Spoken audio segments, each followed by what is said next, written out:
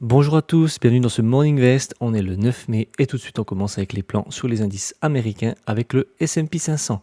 En daily, on peut voir qu'on est toujours dans un flux haussier. On a eu finalement ce beau pullback sur le 61.8. On peut voir on est redescendu, mais après qu'il y a eu une énorme pression acheteuse, on a fini avec un doji. Et la bougie du doji, c'est une bougie d'indécision quant à la future direction que va prendre le marché. C'est une bougie avec un tout petit corps, un corps inexistant, où l'ouverture et la clôture se font au même endroit. En 4 heures, pas grand chose à ajouter, on est toujours dans un flux qui est haussier, on est toujours au-dessus des moyennes mobiles.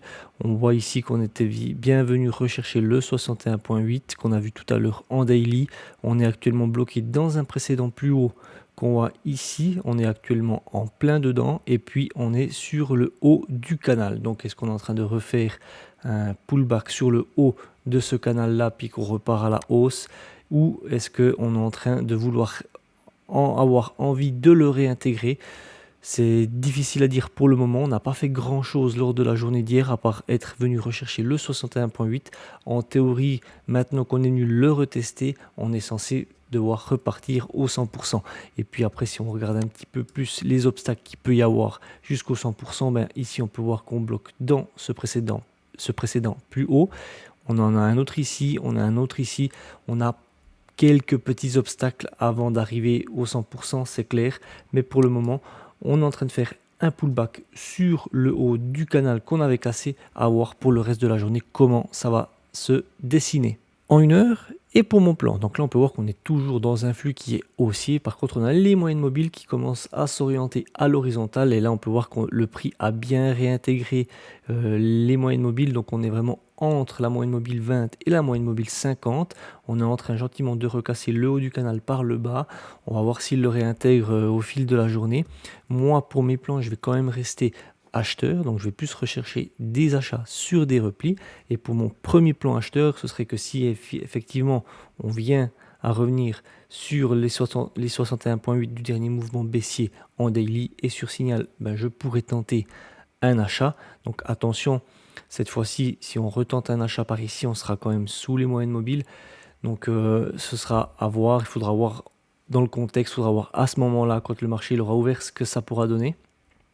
Et puis j'ai retracé le Fibonacci de tout ce dernier mouvement baissier qu'on a ici. On peut voir que le 61.8 converge avec la zone de polarité où on a beaucoup travaillé ici dedans, ainsi que le haut du canal. Donc si on devrait franchir par le haut cette zone de polarité et le 61.8, eh ben je pourrais tenter un achat et aller chercher ces 100%. Et puis évidemment, si on devrait commencer à l'ouverture du marché et puis être dans cette zone ici, eh bien je resterai un petit peu comme les plans de hier, et puis j'attendrai la cassure de ces précédents plus hauts et puis un retest, et puis là je pourrais tenter un achat également. Et puis mon plan vendeur n'a pas changé sur cette zone de résistance. Si on viendrait à faire un rebond significatif dans cette zone de résistance et sur signal, qui sera forcément du contre-tendance puisqu'on sera au-dessus des moyennes mobiles, eh bien je pourrais tenter une vente. Et voilà pour le S&P 500. Le Dow Jones, on peut voir qu'en daily, cette fois-ci, rappelez-vous, j'en ai parlé dans la vidéo d'hier, on avait bloqué dans ce niveau, dans la zone des 39 000, qui était un palier vraiment important puisque c'est un chiffre rond et c'est vraiment un niveau psychologique qui a toute son importance. Et puis là, on peut voir que, eh bien, on l'a vraiment pété à la hausse, on a fait une belle bougie verte et puis on s'est arrêté juste en dessous du 61.8 de tout ce dernier mouvement baissier. En 4 heures, on peut voir qu'on est toujours dans un flux qui est haussier, on est toujours dans le vert, on est toujours au-dessus des moyennes mobiles, au-dessus de la moyenne mobile 200 jours.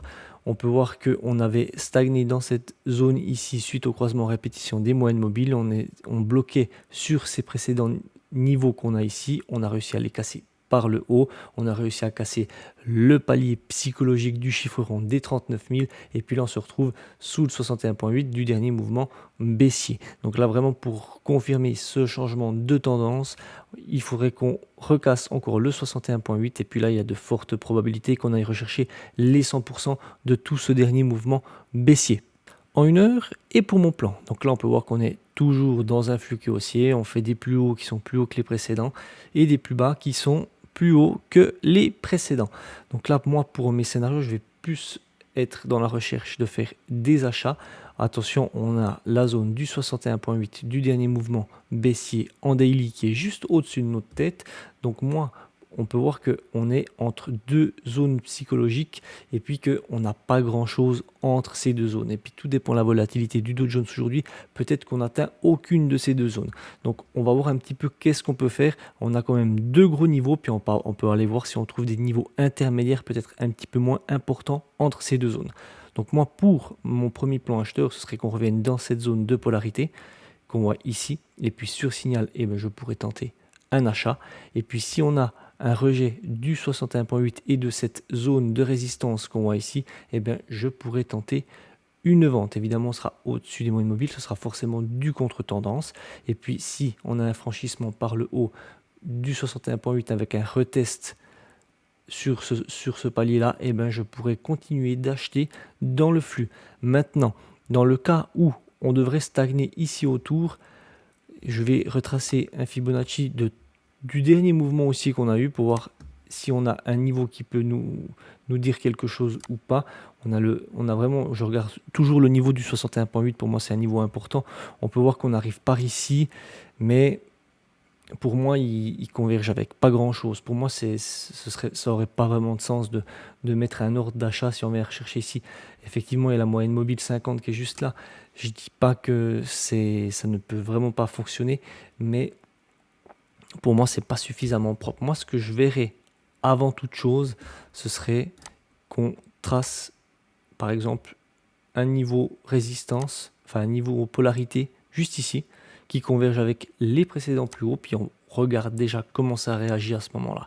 Et puis là, si on trouve qu'il y a, je sais pas, on peut voir à 15h30 s'il y a un OPR qui se forme dans ces eaux-là, et puis qu'on a un signal, peut-être qu'on arrivera à trouver un signal d'achat par ici. Mais pour le moment, je ne vois pas grand-chose de plus par rapport entre ces deux niveaux. Donc on va attendre de voir l'ouverture du marché. On peut voir qu'on était en surachat, qu'on réintègre quand même le RSI. Donc voilà, peut-être qu'on fait juste un petit retest de la moyenne mobile 20 et puis qu'on repart à la hausse. On verra. Affaire à suivre lors de cette journée. Donc voilà pour le Dow Jones. Le Nasdaq, en daily, on peut voir qu'on est toujours dans un flux qui est baissier, mais on a des moyennes mobiles qui ont envie de s'orienter à la hausse et qui ont envie de se recroiser pour repasser en flux haussier. On peut voir qu'on est également venu rechercher le 61,8 de tout ce dernier mouvement baissier, et puis que là, pour le moment, on a réouvert à l'intérieur du canal haussier.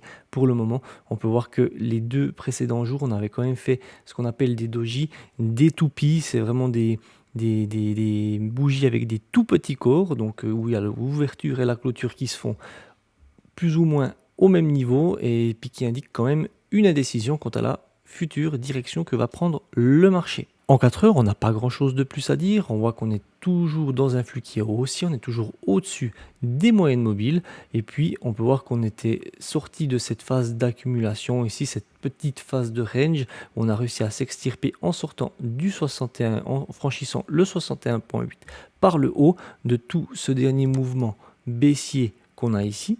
Donc ça c'est déjà une bonne chose, et puis on peut voir que pour le moment on est en train de faire un marché latéral. On peut voir que la journée d'hier on est parti de ici, puis on s'est arrêté là, donc on est juste venu rechercher la moyenne mobile 20 qui coïncide avec le 61,8 du dernier mouvement en daily, et puis pour le moment on est en train de faire un petit peu du surplace. On attend, on était en surachat au niveau du RSI, on le réintègre également, donc voilà, affaire à suivre pour le reste de la journée. En 1 heure, et pour mon plan, donc là on peut voir qu'on est toujours dans un flux qui est haussier. Par contre on a les moyennes mobiles qui sont orientées à l'horizontale, et puis là on peut voir qu'on vient de casser la moyenne mobile 20, la moyenne mobile 50 pardon, et qu'on se retrouve en dessous des deux moyennes mobiles.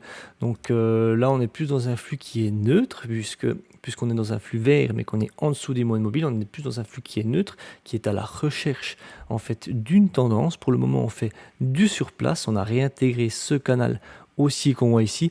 Moi je vais quand même privilégier pour aujourd'hui des achats, et de préférence des achats sur repli sur des zones où on a eu des réactions assez importantes. Donc moi pour mon premier plan acheteur, ce serait qu'on revienne rechercher le 61.8 du dernier mouvement baissier en daily et sur signal, je pourrais tenter un achat.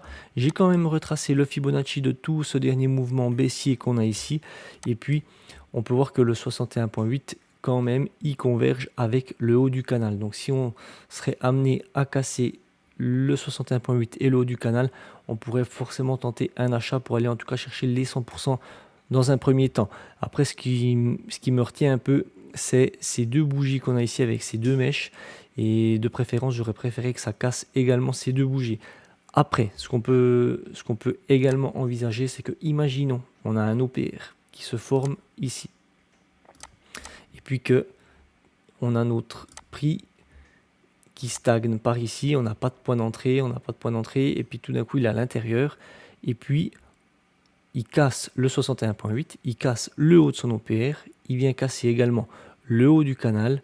Donc là, on aurait pas mal d'arguments pour être systématique et continuer d'acheter dans un flux haussier. Donc on mettrait notre ordre sur le haut de l'OPR ou, comme c'est dessiné ici, je le mettrais peut-être sur le 61.8 pour rentrer encore un petit peu mieux. Mais ce n'est que une hypothèse, hein. L'OPR, il sera, je ne pense pas exactement comme je l'ai fait là. Et puis, on vient mettre notre ordre limite ici. Puis ensuite, on peut essayer d'aller chercher, pourquoi pas, les 100% du premier mouvement dans un premier temps. Donc ça, ce serait vraiment une hypothèse de se dire, ben voilà, ça ce serait un argument de se dire, dès qu'on casse le 61.8 et le haut du canal, ben pourquoi pas acheter, malgré qu'on ait ces bougies qui nous fassent un petit peu peur. Et puis, mon plan n'a pas changé par rapport à hier en ce qui concerne mon plan vendeur, c'est que si on a un rebond significatif dans cette zone de résistance et sur signal, je pourrais tenter une vente. Évidemment, on sera au-dessus des moyennes mobiles et ce sera un contre-tendance.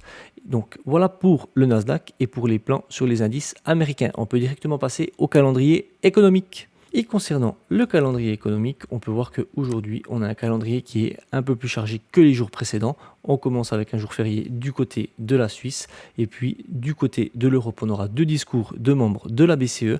Du côté du Royaume-Uni, on a une news importante sur la décision sur les taux d'intérêt qui sont attendus sans changement à 5,25%. Et du côté des États-Unis, il y aura une annonce sur les inscriptions hebdomadaires au chômage. Et concernant la stratégie Dual Momentum, donc j'attendais toujours un point d'entrée sur le MDY ou sur le SPY. On peut aller voir du côté du graphe ce que ça peut donner. Donc là, c'est le SPY. Et puis, moi, j'avais posé ma petite alerte sur le 61.8 qu'on a ici parce que pour moi, je trouvais que c'était un bon point d'entrée potentiel.